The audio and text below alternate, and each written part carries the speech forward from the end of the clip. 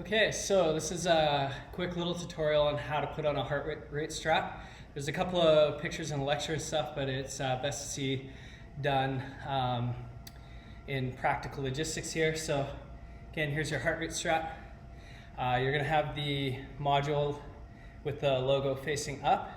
And again, on guys, you want just below the chest.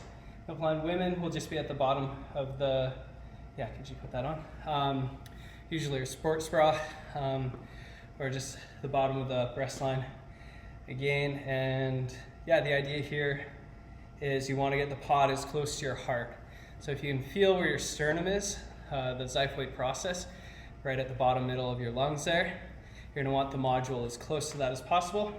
Yeah, and then women, or if you're wearing a sports bra, that's extra helpful. You get to hold that down right close to your body, gets a good reading.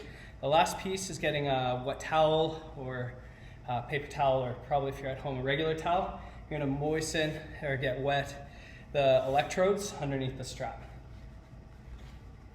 They just need to be damp. Usually once you warm up long enough, you'll start to perspire or sweat and it'll start reading naturally, but if you wanna get a good reading right from the start, that's the best way to do it.